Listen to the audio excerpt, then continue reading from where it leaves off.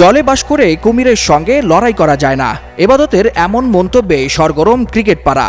Lankan curator গামিনীর এক হুমকিতে pacer এবাদতের এমন রিয়েকশন। শেরেবাংলা জাতীয় ক্রিকেট স্টেডিয়ামে একচ্ছত্র আধিপত্যের কথা আসলে সবার আগে যার নাম উচ্চারিত হয় তিনি হচ্ছেন Lankan curator Gamini D Silva. মিরপুরের পিচ কেমন হবে তা পুরোটাই নির্ভর করে তার মর্জির উপর। তার আচরণ মেজাজ কখন কোন মোডে থাকে তা নাকি তিনি নিজেও জানেন না, ফলে প্রায় সময়ই সহকর্মীদের সঙ্গে আচরণগত বিভিন্ন সমস্যা লেগেই থাকে তার। তবে এবার গুরুতর অভিযোগ উঠেছে গামিনীর বিরুদ্ধে। জাতীয় দলের পেসার এবাদত হোসেনের সাথে বাগবিতান্ডায় জড়িয়ে পড়েন তিনি। শুধু বাগবিতান্ডায় ক্ষান্ত হননি, বরং এবাদতকে দল থেকে বাদ দেওয়ার হুমকি দিয়েই বসেন এই কিউরেটর।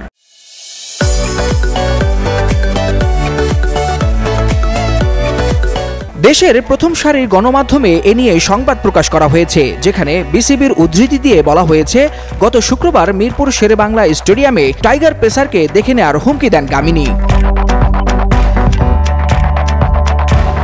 ঘটনার সূত্রপাত হয় নিউজিল্যান্ড এ দলের বিপক্ষে বাংলাদেশ এ দলের দ্বিতীয় 4 দিনের ম্যাচ চলাকালীন সময়ে। অবসর সময়ে সেন্টারের সাইড উইকেটে পেস বোলিং কোচ নাজমুল হোসেনকে নিয়ে স্পট বোলিং করেন এবাদত। উইকেট ভালো না হয় মন্তব্য করায় গামিনী খেপে যান। এরপরেই দুজনের মধ্যে শুরু হয় বাগবিতান্ডা। এক পর্যায়ে এবাদতকে দেখে নেওয়ার হুমকি দেন লঙ্কান এই কিউরেটর। এই বিষয়ে এক প্রত্যক্ষদর্শী বলেন, গামিনী ঝগড়া করে থেমে গেলে সমস্যা ছিল না।